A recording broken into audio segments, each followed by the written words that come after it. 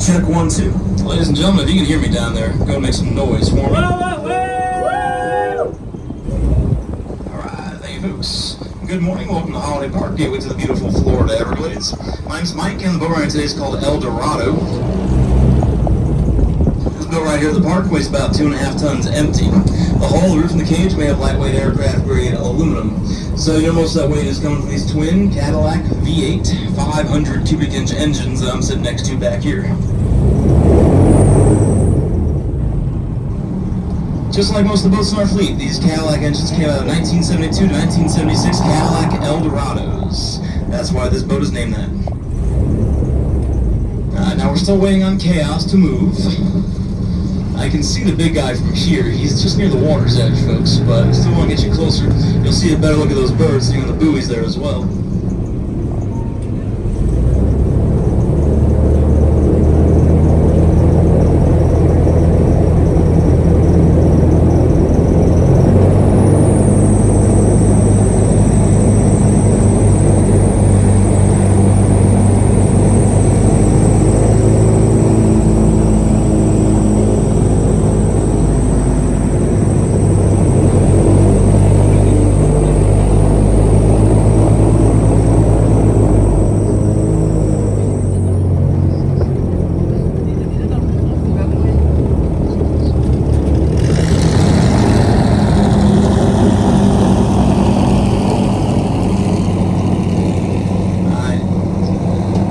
Zoom on your camera. Good time to use it, folks, because like I said, I can't go past these buoys.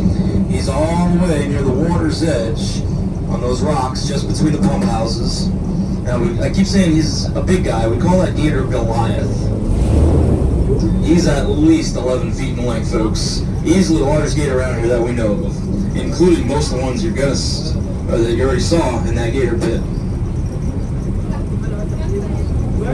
Now, also these birds right next to us here, those are Florida cormorants, which is a subspecies of the double-crested cormorant. That's a seabird. The subspecies doesn't really go very far out to sea, though, about 5 to 10 miles tops. They tend to stay more inland. That's why you can see them around here with this freshwater. Which, if you didn't know, that is what we're saying right now, guys. It's not salt or brackish. Now, once again, though, you can see Goliath through here, right by the water's edge. And he's facing away from us, sadly. So you're mostly seeing his rear end, but look how big that tail is.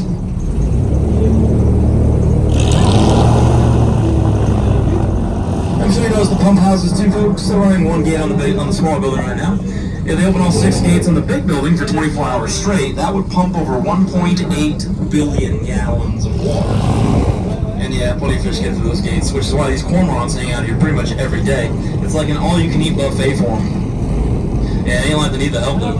Those birds can dive down about 24 feet. Down there in short bursts, they can get to about 35 miles per hour. So if you're wondering if they're scared of Goliath, I doubt it.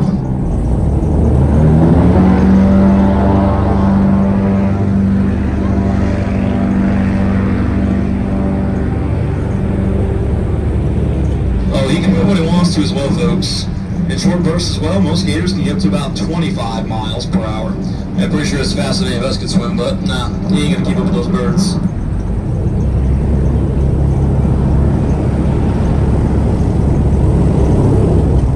Now, unfortunately, I'm not gonna be able to spin around again here for this because Captain Casey's coming up behind us and I want to crowd her. But you see, there's also an iguana right side in that tree up there, guys. That bright orange iguana is actually a green iguana. The males turn that orange color to attract the attention of the females. You see the rest of his body is more dark. They'll turn brown, gray, and black when they get cold. It helps them absorb more heat from the sun, which is the only reason he's in that tree in the first place. He's trying to warm himself up.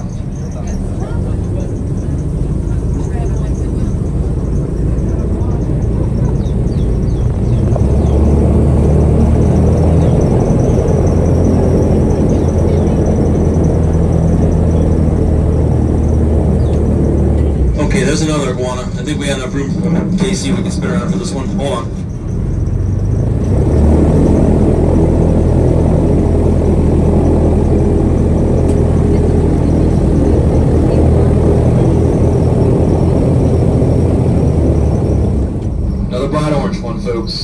tree here coming up to our left side. Should have no trouble seeing them up there. I'll admit it's kind of bittersweet seeing these iguanas, guys, because they're cool, but they don't belong here. That is an invasive species from South America. Truth is, though, they've been here since the 80s. Even more of them got loose in the early 90s during Hurricane Andrew. So, yeah, at this point, we're pretty much stuck with them. That's just one of about 63 different species of invasive reptiles that we have in South Florida that we know about. That number's always going up.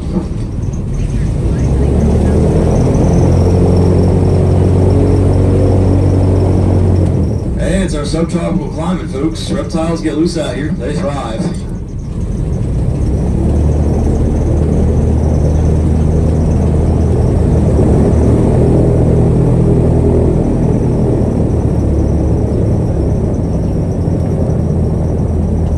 If you didn't see the first time, here it comes one more time to your right side for that iguana.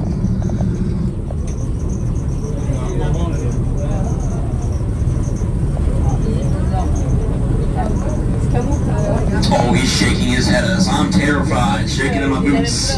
Oh yeah, no, he's trying to intimidate us, folks. Apparently we're cramping his style being this close to him. Alright, we're really to be iguana. Let's get out of here, Vita. Now that speed trail up ahead.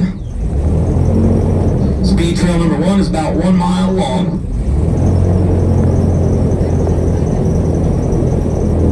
When I hit the gas, I don't stop to the end of the trails no matter what, folks. So I do also recommend you switch your cameras to record if you haven't already. That's good footage, but we could see wildlife along the trails too. You never know. But yeah, whatever you're doing, get ready. You might want to do it now. I'm going to hit the gas in just a few seconds. Ready or not.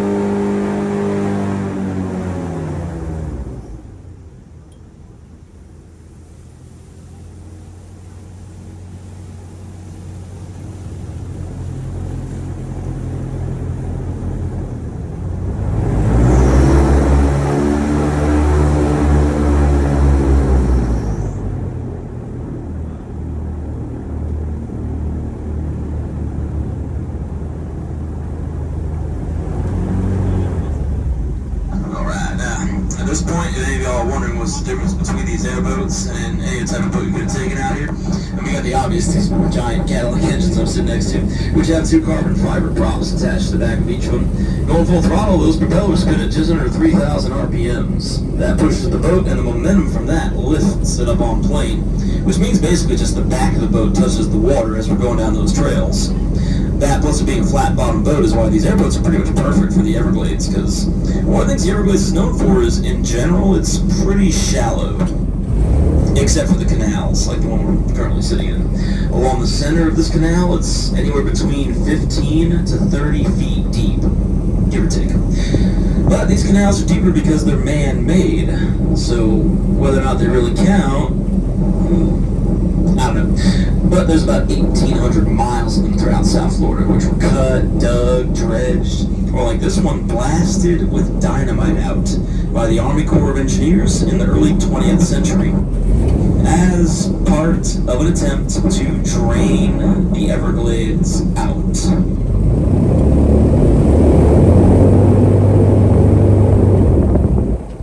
Yeah, I mean, looking at what they did here, you can't deny it's impressive, but not the greatest spot in our history. But the keyword was attempt. Y'all see they didn't exactly finish the job, thankfully. The Everglades today is still over 2,000 square miles in size.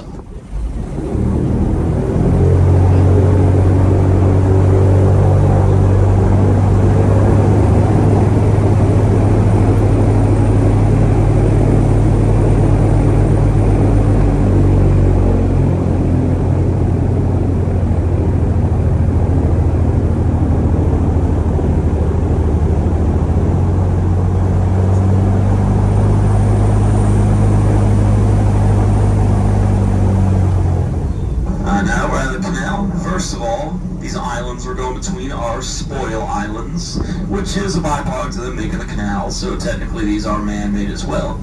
But over here, of course, it is pretty shallow, folks. I mean, the water's murky, but some spots here, if you look down, you might be able to see to the bottom.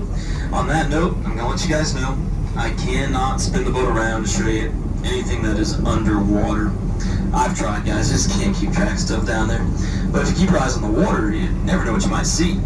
We got about 100 different species of fish in this part of the Everglades alone. Oscars, bluegill, tarpon, tilapia, largemouth and peacock bass, Florida spotted gar. Just to name a handful of ones that I tend to see more often. So, yeah, I'd say keep an eye out for those two.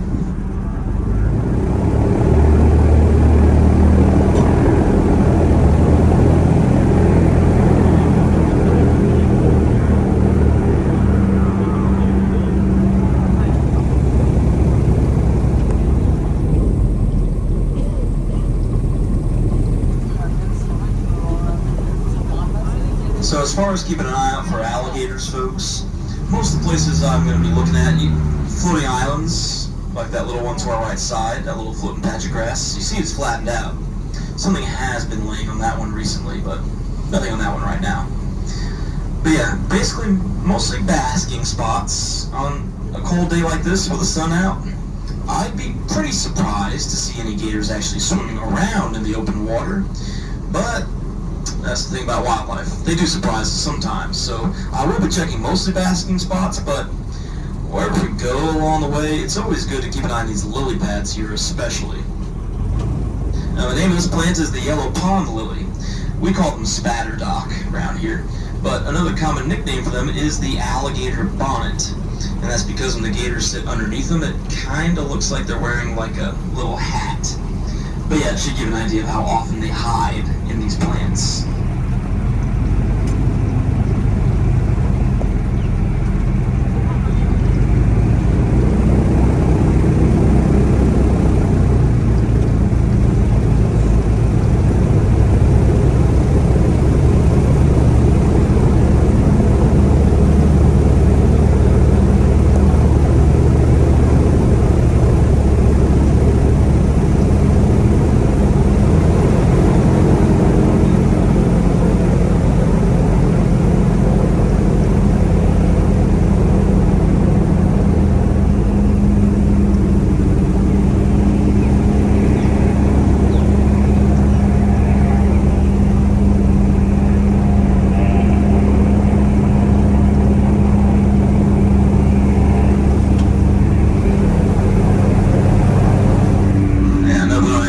Here at the moment, so heading back towards the islands, you can see from here quite a few birds up in those trees.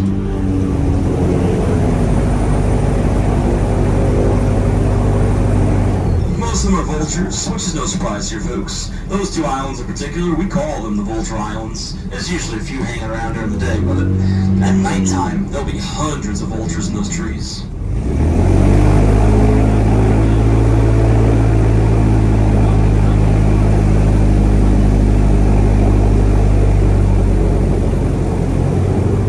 Now I'll get you closer to those vultures after I show you this other bird straight ahead. See that one up there with the brown and white feathers, folks? That ain't no vulture. That's an osprey. And he's eating a fish, too. Well, I assume it's a fish, because that is their main diet. It's one of the largest birds of prey around here, though, folks. You can see it up there now to your right side. They have about a 70-inch wingspan, which, incidentally, is about the same as those turkey vultures that you're going to see in a little bit here. Oh, yeah. You see how he keeps looking up every time he takes a bite?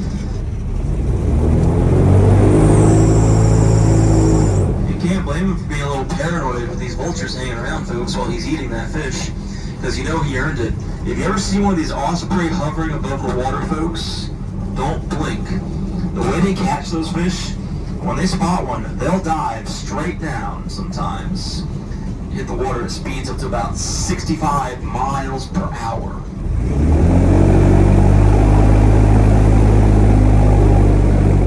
It's really cool, but catching fish that way doesn't yield a very high success rate. Under 40% of the time, they'll actually catch a fish. So, yeah, you can see why he's paranoid. There he is to your left.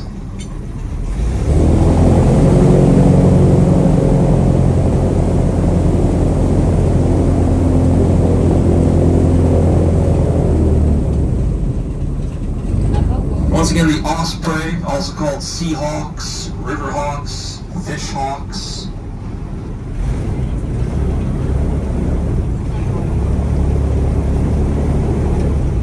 They're not actually hawks, though, folks. They're actually in their own genus.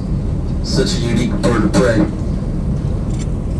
Found on every continent on Earth, too, except for Antarctica.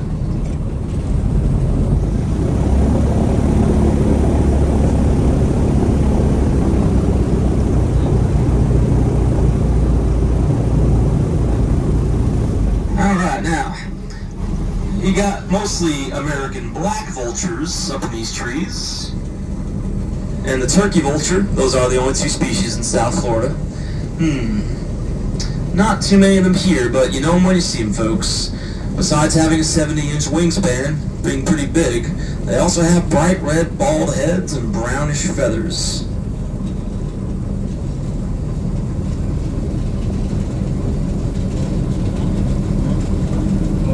Yeah, the one turkey vulture you can probably see is the one way up there above those other vultures. All the other ones are way further back that you guys probably can't see too well.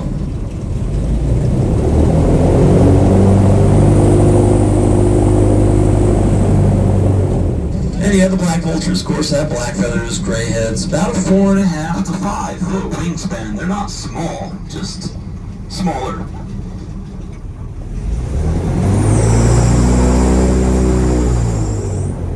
Once again, though, if you want to see him up in those trees there to your right side now, and you see that turkey vulture now, he's actually looking at us. Interesting. Well, I ain't worried about them. We don't bother them, they won't bother us. Like a lot of wildlife around here, folks. The cormorants, you saw earlier, they see these boats every day. They know we don't mean them any harm.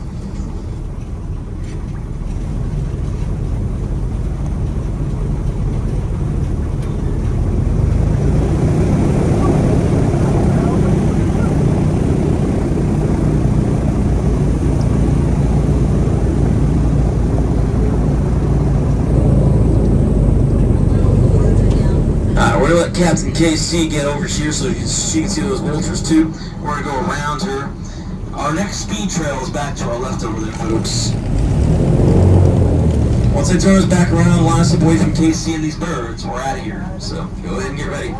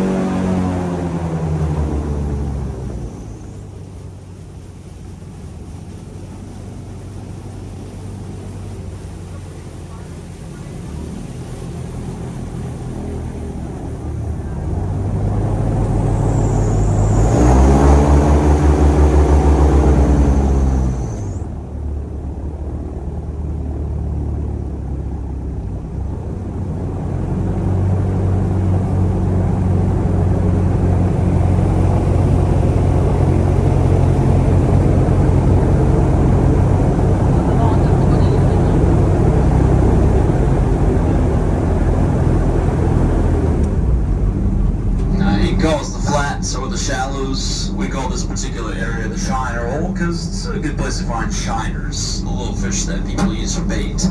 And yeah, there's a lot of basking spots I want to check around here, folks.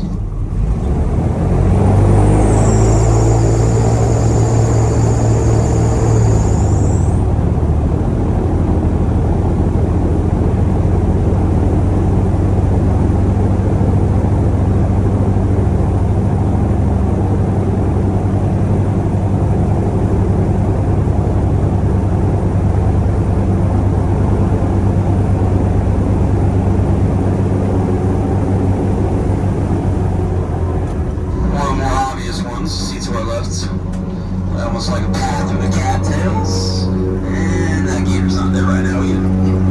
Well,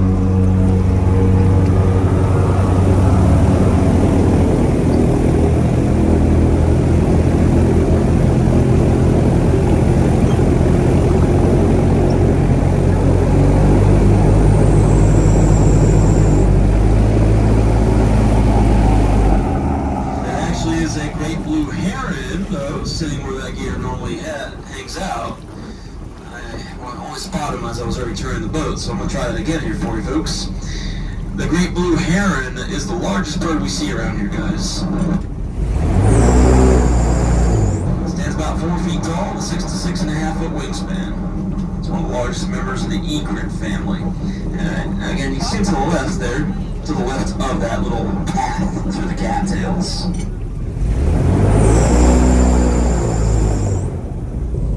It's hard to get you a good angle on it from this direction, but do what I can here. Turn back around again in a moment for the right side to see him. And I said, probably for the best we can't get too close to him anyway, folks. I do say biggest large bird around here, more like biggest chicken. They're kind of skittish around these boats. One of the few things around here that doesn't like these boats too much.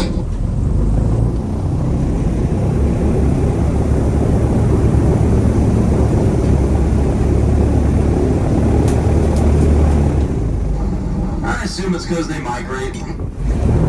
Now, we are in the middle of their migratory range, so we see them all year, but you'd be hard-pressed to find one in the summertime. And again, to the right, the great blue heron.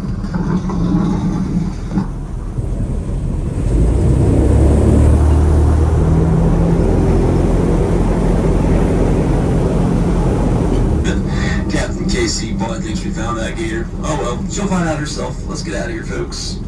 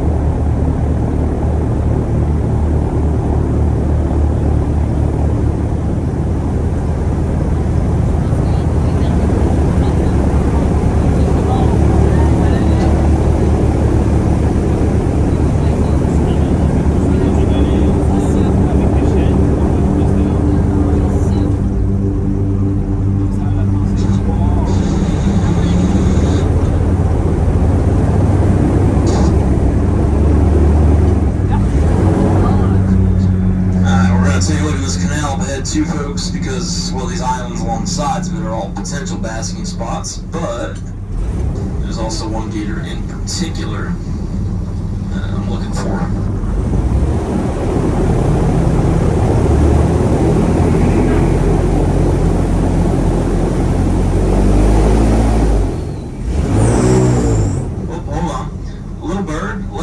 swimming through the lily pads, guys. That is a purple gallinule. I think this one's skittish, though. These birds can go either way.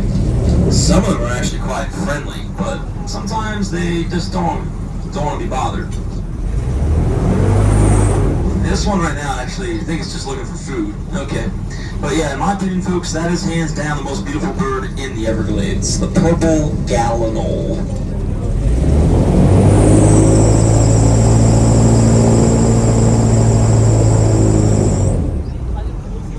Come on, little bird, stay put. We just want to say hello.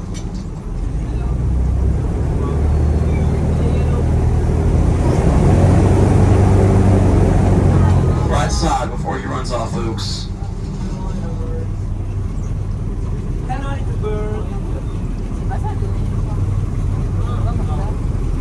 Yeah, that one don't seem too friendly. Alright, well, we'll keep moving. These birds, beautiful as they are, they're actually not rare around here, so maybe we'll see more of them along the way.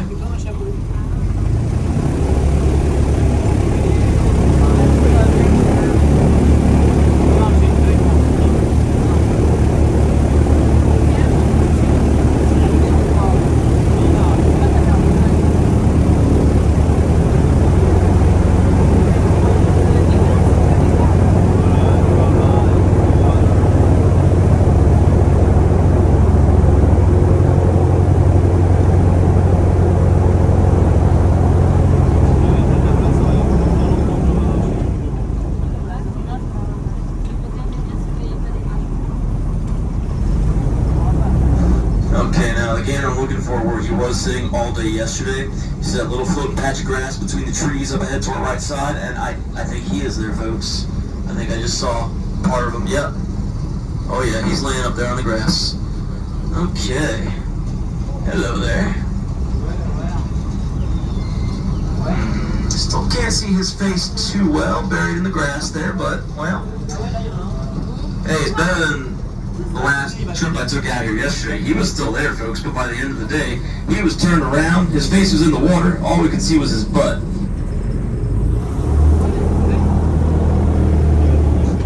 So I'll take this over that for sure. And I'm still not going to try to get too close to him because I don't want to disturb his beauty rest. I want him to stay right where he is.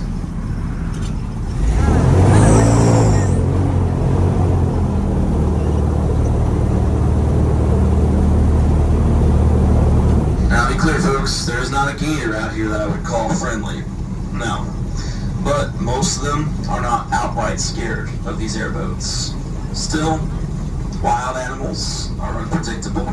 So, left side, I will do another pass for the right side too, because I felt that first one was a little too fast. And yeah, he's not terribly large. I'll admit this gator is maybe about 5 to 6 feet in length in that ballpark.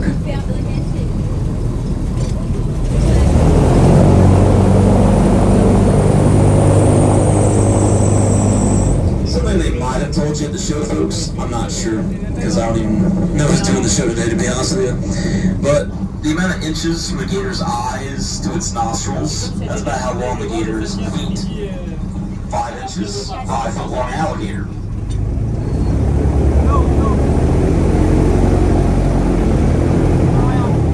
Alright, here it comes to get to the right, and yeah, we're going to do another pass on the left too, folks, because we're going back that way anyhow. But after that, we're going to leave this gator alone. But, yeah, I don't know why they say that at the gator show anyway, folks. Because unlike the gator boys, we ain't jumping down there and measuring these wild alligators by hand. Yeah, I'm not doing that. No. Comes more in handy for us, for sure. Bon, on leur a vu un alligator.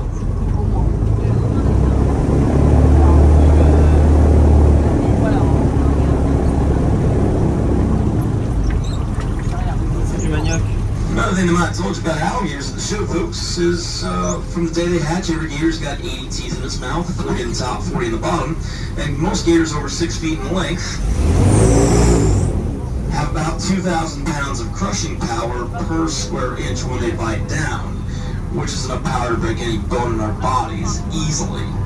Now this gator's pretty close to that size, folks. If this one got a hold of you, well, you ain't gonna let go. At least not without taking a few chunks with him. If he was a foot longer than this, then he'd be taking a bit more than a chunk. So I say treat him with some amount of caution and respect, large or small. Alright, later, alligator. Just in time, too. Here comes Captain Casey. You know she's coming over here as well.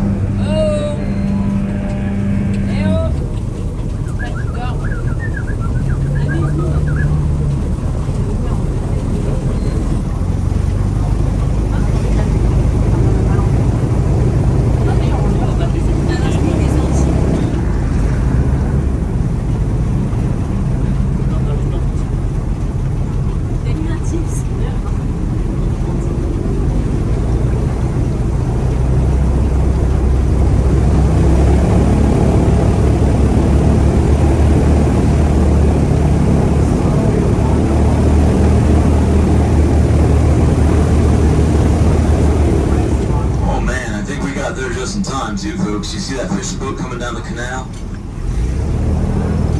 That's one of the main issues we have out here, folks. These fishing boats have just as much right to be out here as we do. Fair is fair, but even on days where it's nicer weather and the gators are more active, those boats tend to scare them away. It's the wake when they fly by. The wake hits the gators, and they don't like it too much.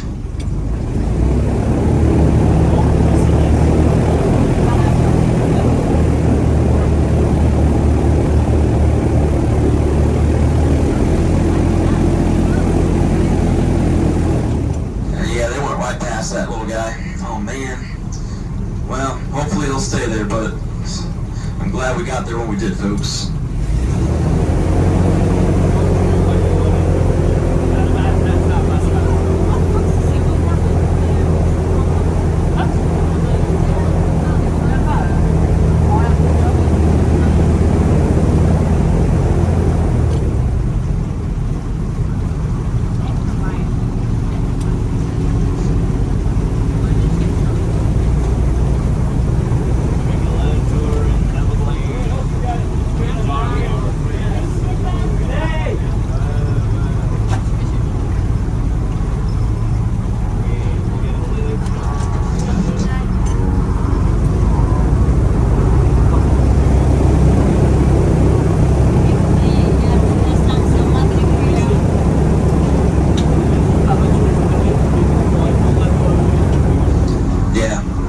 They don't care.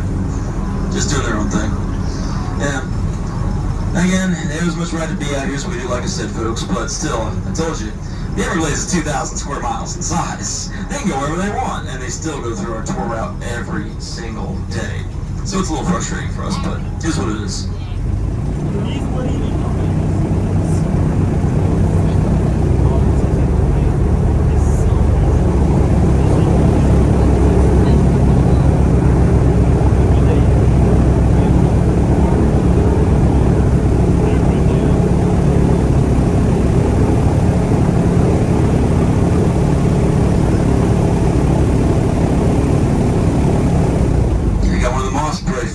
To the left there, folks.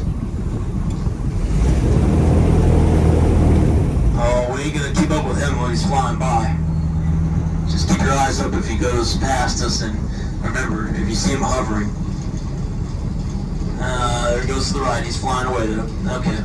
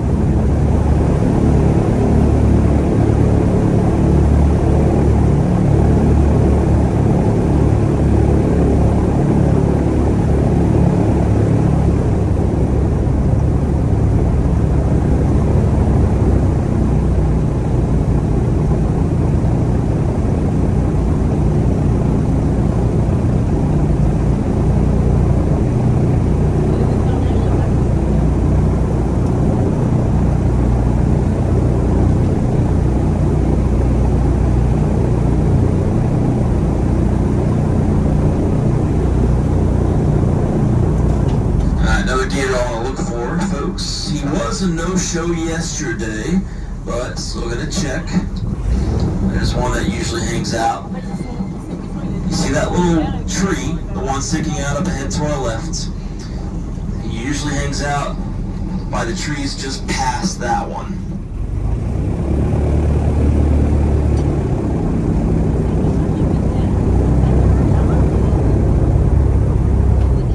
Left side, there's one of those beautiful little purple gallinal birds there as well. Alright, we'll swing back past that again here in a second after we check for this gator.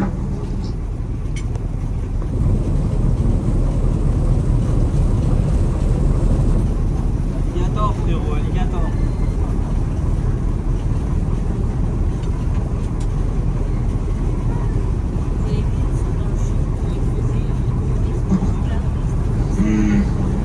Yeah, looks like this one's still a no-show.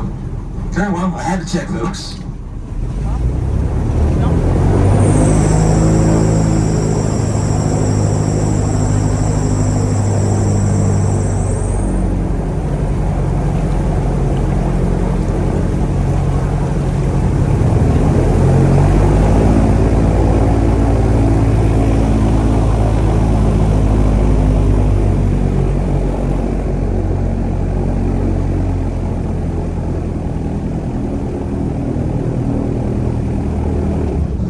Let's see if this gallinal here is a little friendlier than that last one. Coming up here to the right side, he is swimming through the lily pads, just like the other one was doing, looking for food.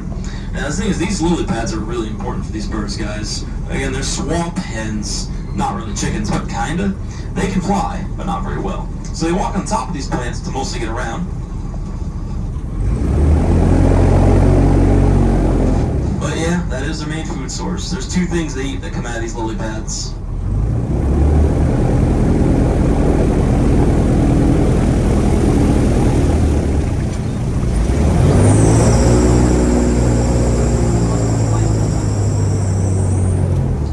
Side one more time for that pretty little bird.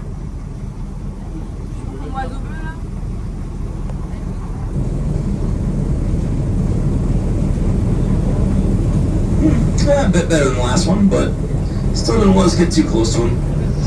Alright, bye little bird.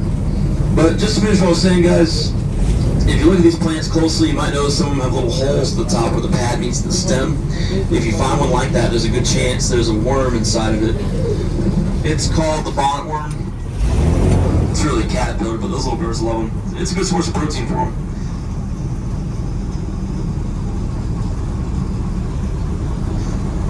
Yeah, another fishing boat.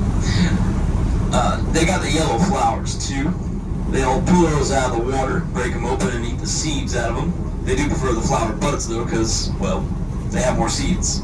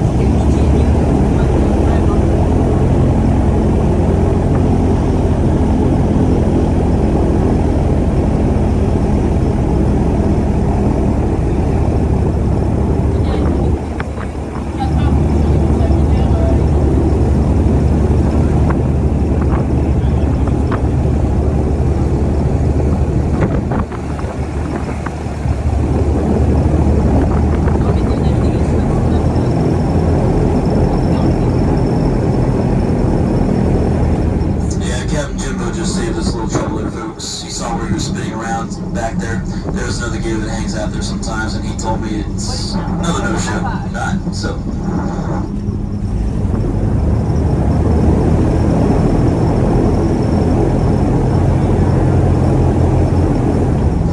Off to our right, that is the third and final speed trail. Last chance to go fast. We're gonna actually let Captain Jimbo head to it first, because he's supposed to be ahead of us anyway.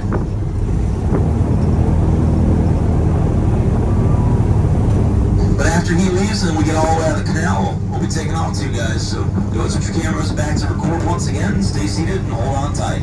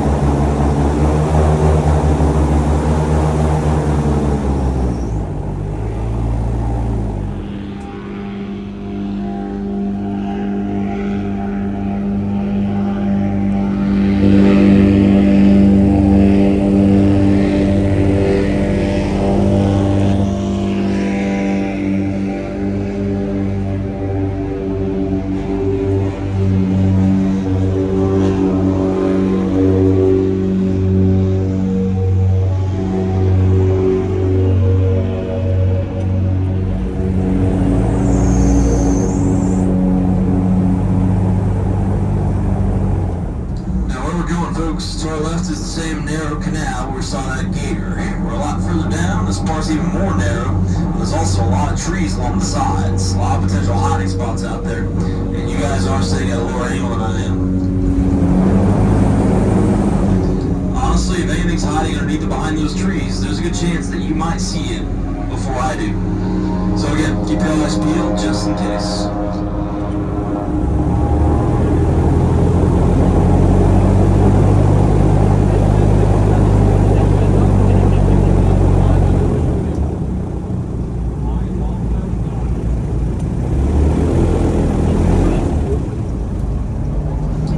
Trees I was just talking about, they're not mangroves. I guess that a lot.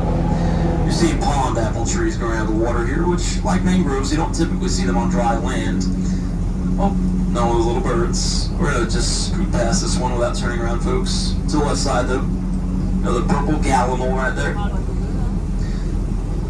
I always happy to see more of them, but you know, we already saw a couple, so we'll leave this one be.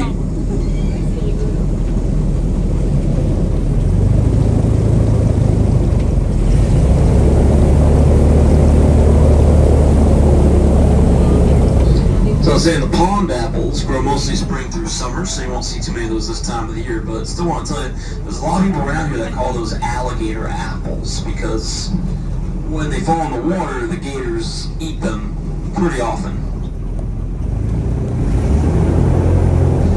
Which might sound weird, because, again, I don't know what they did and didn't tell you at the show, folks, but one of the main things I like to tell people about alligators is that they're lazy animals. Not a joke. Lactic acid builds up in their muscles really fast. They don't have a lot of stamina, but they're still apex predators at the top of the food chain around here. They don't need to waste energy to catch prey because they're also ambush predators and opportunistic feeders. So they hide off the edge of an island or a lake. They'll sit underwater and wait for food to come to them. Or they'll sit underneath trees like these and wait for things to fall out of them, like birds or apples. They're not picky. Anything that's water near them, they'll just go for it, and that's the end of that. Once they got inside their jaws, forget about it. Animal, vegetable, or mineral. Gator don't care. If it's something small, like an apple, they'll swallow it whole.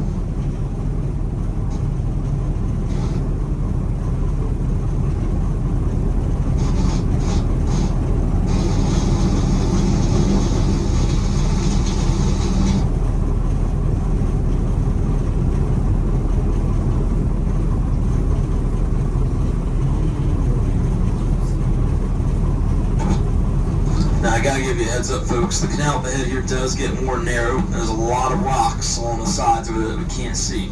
For your safety and mine, that's the only part of the tour I'm not allowed to turn this boat around. So we'll get a straight shot the rest of the way here. No brakes, no reversing this boat, guys. I'm just gonna drive right down the middle. And there's another great blue heron to your left side.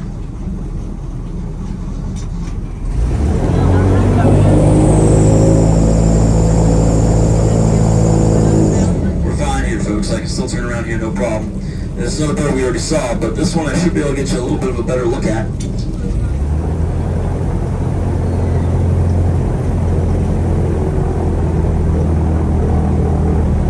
See the cattails to your right side, guys. The great blue heron.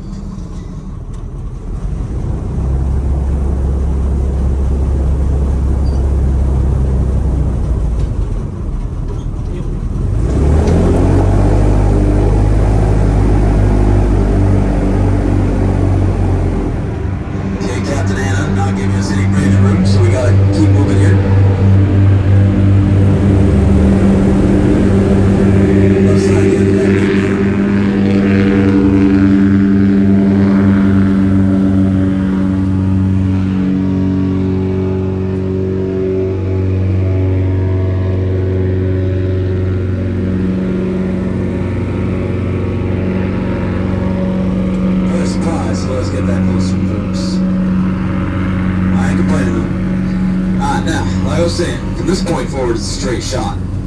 Since I can't turn around anymore, guys, I don't care about balancing the boat here, just in case we come across anything else. If you need to scoot over to see it, then do what you gotta do.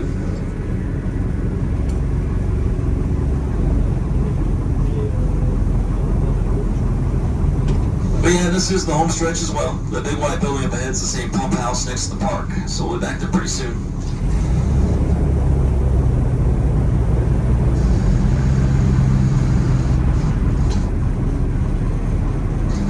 Now, I was telling you earlier about all the water that comes to those gates, but what I neglected to mention is that's just one of about 200 pump stations throughout South Florida.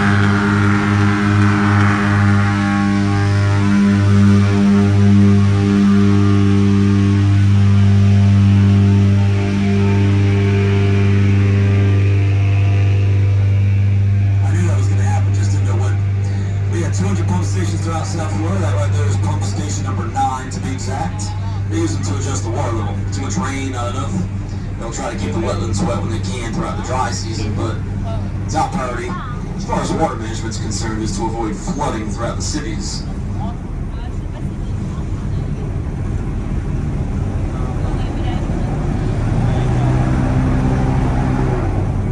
Well, like I said, we are nearly at the end of the tour. Head back to the dock in just a couple of minutes. Now, ladies and gentlemen, when I dock the boat, I'll get it securely tied down for you. As I'm doing that, please stay in your seats, and I'll let you know when it's safe to get up. When you guys do start climbing out of the boat, though, I'll be standing off to the side with my little baggie, which is basically my tip jar. As captains here at Holiday Park, kind of like wait staff and cab drivers, we do work mostly for tips, gratuities, so if you enjoyed the ride, I do appreciate you at the dockside.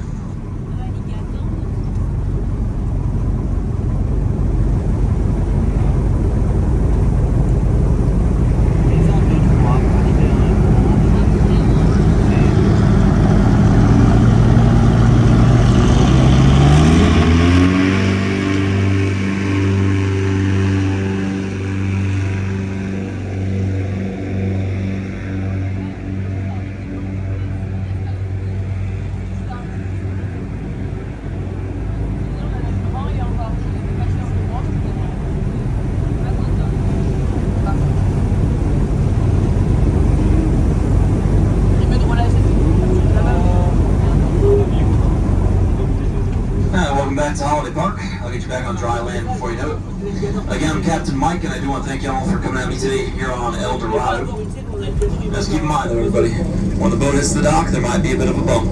That's normal, but it's still a 2.5-ton boat in a concrete dock, so please watch your fingers.